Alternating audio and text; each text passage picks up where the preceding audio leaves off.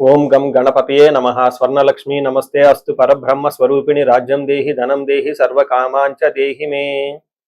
12 రాసుల వారికి లక్ష్మి స్వర్ణలక్ష్మి అమ్మవారి యొక్క కృపా కటాక్షం వలన ప్రతి ఒక్కళ్ళకి ఆత్మజ్ఞానం కలిగి ఉండాలి. తద్వారా ప్రతి నిమిషం ప్రతి సందర్భంలోనూ సంతోషంగా ఉత్సాహంగా ఉండే విధంగా అమ్మవారికి అందరినీ ఆశీర్వదించాలని, అంతేకాకుండా రాజ్యం దేహి మన అందరికీ మంచి పదవి, ఉన్నతమైన స్థితి, ఒక అధికారం, దర్పం అన్ని కలిగించాలని, దానితో పాటు స్వర్ణలక్ష్మి అమ్మవారు ప్రతి ఒక్కరికి ధన ప్రవాహాన్ని కలిగించాలని, ఫైనల్ గా సర్వకామాంచ దేహిమే మనం అనుకున్న ప్రతి కోరిక కూడాను ఇమ్మీడియట్ గా తక్షణమే అమ్మవారు మనకి నెరవేర్చాలని చెప్పేసి అమ్మవారు ప్రార్థన చేస్తూ, గణపతిని కూడా మనం చేసే ప్రతి దానిలోనూ మనకి బుద్ధి సిద్ధి, చక్కటి విజయాన్ని, ఒక మంచి వివేకాన్ని కలిగించాలని, సత్ డిసిషన్స్ మంచి నిర్ణయాలు తీసుకునే విధంగా మనకి గణపతి మనకు కృప ఉండాలని చెప్పేసి ప్రార్థన చేస్తూ, మనం ఈ రోజు టాపిక్ చూసుకుంటే సూర్యుడు వృషభ రాశి నుంచి మిథున రాశిలోకి మారుతూ ఉన్నారు. దీనిని మనకి మిథున సంక్రమణ అంటారు. అంటే ఇది 12 రోజులు ఉంటుంది ఈ సంక్రమణ. మనకి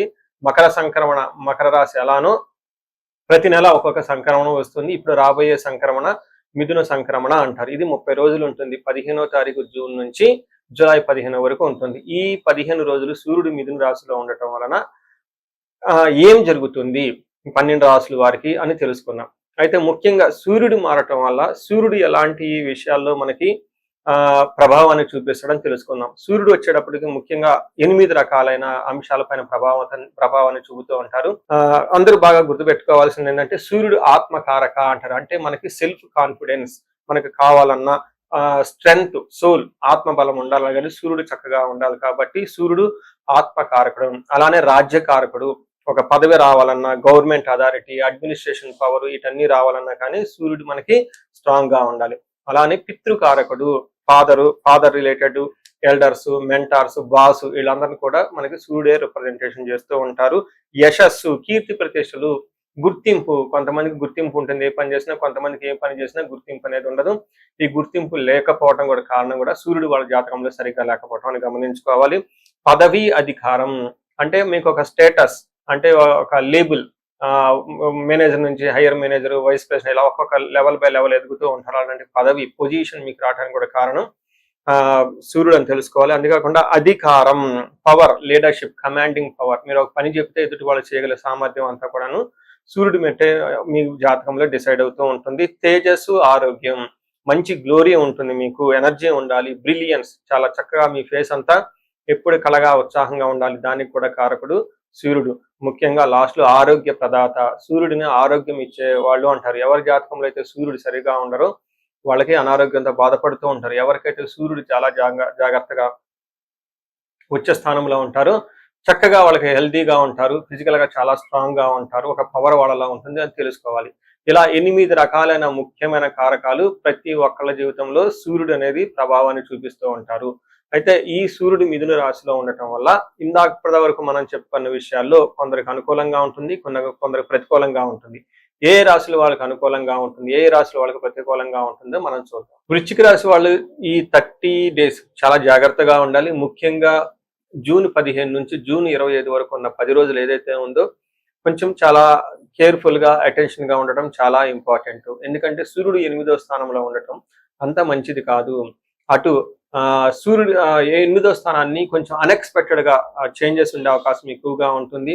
మీరు ఏదో ఎక్స్పెక్ట్ చేస్తుంటే అన్ఎక్స్పెక్టెడ్ గా పరిస్థితులు తలకిందులయ్యే అవకాశం ఉంటుంది. మీ ప్లానింగ్ కానివ్వండి, మీ ఆలోచన కానివ్వండి, మీ మీటింగులు, మీ యొక్క కీర్తి ప్రతిష్టలకి భంగం కలిగే విధంగా చాలా పనులు జరిగే అవకాశం ఉంటుంది. ఏదికంటే కానీ మీరు అనుకోని విధంగా అన్ప్లానెడ్ గా జరిగే అవకాశం ఉంటుంది. మనకి సంస్కృతంలో మహర్షులు ప్రాచీన జ్యోతిష శాస్త్ర గ్రంథాల ప్రకారం చూసుకుంటే యాన్షియంట్ స్క్రిప్చర్స్ లో ఏమని రాస్తుందంటే దుర్దోష శత్రు సంవాదో గమనాగమన వ్యధ దుఃఖవార్తాశ్రుతం చైవ అష్టమస్తే యథా రవిహి అని చెప్తారు. అంటే 8వ స్థానంలో సూర్యుడు ఉండటం వల్ల ఏమవుతుంది, దుర్దోష, మీకు చెడు ఉద్దేశం వచ్చేస్తుంది, వేరే వాళ్ళని ఇబ్బందులు పెట్టాలి చేయటం వల్ల ఏదేదో మీకు అవసరం ఉన్నా లేకపోయినా కొన్ని పనులు చేసి తద్వారా మీరు పశ్చాత్తాపానికి గురే అవకాశం ఎక్కువగా ఉంటుంది. శత్రు సంవాదం, మీరంతా మీరే శత్రువు దగ్గరికి వెళ్ళి వాళ్ళతో గొడవలు పెట్టుకునే అవకాశం ఎక్కువగా ఉంటుంది. గమనించండి, ఒక సేయింగ్ విలేజెస్ లో చెప్తూ ఉంటారు, మంచిని పావలా పెట్టి కొనుక్కోవాలి, చెడుని ముప్పావలా పెట్టి వదిలించుకోవాలి అని చెప్తారు. అందుకని చెడ్డవాళ్ళ దగ్గరికి మీరు వదిలించుకోవాలి.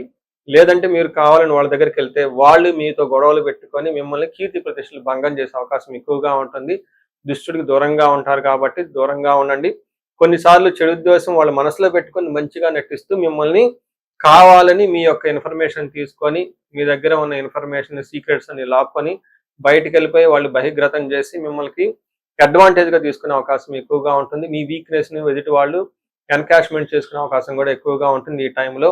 ముఖ్యంగా ఈ సెల్ ఫోన్‌లు, మెసేజ్‌లు అవి ఇవి సర్క్యులేట్ చేసేటప్పుడు చాలా జాగ్రత్తగా ఉండాలి. వాళ్ళు వాటికి ఆల్టరేషన్ చేసేసి రకరకాలుగా మీకు ఏమంటారు అవి ఫాల్స్ ప్రొపగాండా చేసే అవకాశం ఎక్కువగా ఉంటుందని గమనించుకోవాలి. అంతేకాకుండా దుఃఖ వార్త శృతం చైవ, మీకు ఇబ్బంది కలిగే ఒక వార్త వినే అవకాశం ఎక్కువగా ఉంటుంది. అది వేరే వాళ్ళ దగ్గర నుంచి మీకు ఒక వార్త వస్తుంది. అది ఉద్యోగం గురించి కానివ్వండి, బాసుల గురించి కానివ్వండి, కీర్తి ప్రతిష్టలకు సంబంధించి కానీ, లేదంటే హెల్త్‌కి సంబంధించిన విషయాల్లో అనుకోకుండా ఒక బ్యాడ్ న్యూస్ వచ్చేసి మీకు చాలా ఇబ్బంది పెట్టే అవకాశం ఉంటుంది, గమనించాలి. సో ఏ ప్రకారంగా చూసుకున్నా ఇది మీకు కొంచెం చాలా కేర్‌ఫుల్‌గా ఉండవలసిన మాసం అని మీరు గమనించుకోవచ్చు. అండ్ దీనితో పాటుగా మీరు ధనాన్ని కూడా కోల్పోయే అవకాశం ఎక్కువగా ఉంటుంది. వేరే కుటుంబంలో గొడవలు వచ్చేస్తుంటుంది. భయపడే సిట్యుయేషన్‌లు, పరిస్థితులు మీ చుట్టూ ఉంటాయని గమనించుకోవాలి. ఈ రాశి వాళ్ళు చాలా ఎక్కువగా పరిహారాలు చేసుకోవడం చాలా చాలా ఇంపార్టెంట్. ఇండివిడ్యువల్ జాతకం కూడా చూపించుకోవడం చాలా చాలా ముఖ్యమని గమనించాలి. మీరు చేసుకునే పరిహారాలు కొన్ని ఉంటవి. కొన్ని వచ్చేటప్పటికి బ్రాహ్మణ పండితులతో చేపించుకోవడం చాలా ముఖ్యం. కొన్ని క్షేత్ర దర్శనాలు కూడా చేసుకోవడం చాలా చాలా ఇంపార్టెంట్. ముందు ముఖ్యంగా మీ వంత సెల్ఫ్ రెమెడీస్ అంటారు. మీరంతా స్వయంగా చేసుకునే పరిహారాలు కొన్ని ఉంటాయి. అందులో ముఖ్యంగా చూసుకుంటే సూర్య నమస్కారాలు చేయడం చాలా ఇంపార్టెంట్. సూర్య అష్టకం చదవటము లేదా ఆదిత్య హృదయ స్తోత్రం చదవటం కూడా చాలా ఇంపార్టెంట్. ఎప్పుడైతే ఆదిత్య హృదయ స్తోత్రము, హనుమాన్ కార్యసిద్ధి మంత్ర 2 కలిపి గనుక చదువుగలిగితే ఇంకా చాలా మంచి రిజల్ట్ ఉంటుంది. సో ఇక్కడ ఆదిత్య హృదయ స్తోత్రంతో పాటు హనుమాన్ చాలీసా గాని, హనుమాన్ కార్యసిద్ధి మంత్రం గాని చదువుకుంటే ఇంకా చక్కటి మంచి రిజల్ట్ వస్తుంది.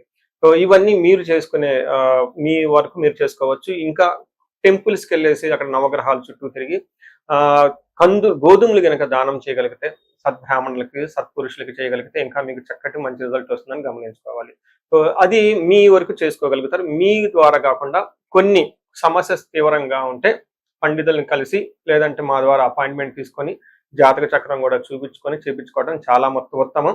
ఇందులో ముఖ్యంగా సూర్యుడికి సంపూర్ణమైన శాంతులు చేయాల్సి ఉంటుంది. గ్రహ శాంతి అంటారు. ఈ గ్రహ శాంతిలో సూర్యుడికి జపాలు, దానాలు, తర్పణాలు, హోమాలు ఇవన్నీ చేస్తూ ఉండాలి. వీటితో పాటుగా ఇంకా మీ యొక్క ఇండివిడ్యువల్ జాతకం చూపించుకోవడం చాలా చాలా ముఖ్యం. ఎవరికైతే మీ యొక్క ఇండివిడ్యువల్ లైఫ్‌లో మీకు ఏజ్ 35-45 మధ్యలో ఉండి 40 ఇయర్స్ ప్లస్ ఆర్ మైనస్‌లో ఉన్న వాళ్ళకి ఎక్కడైనా మీకు లైఫ్ స్టాగ్నేటెడ్ కనిపించింది.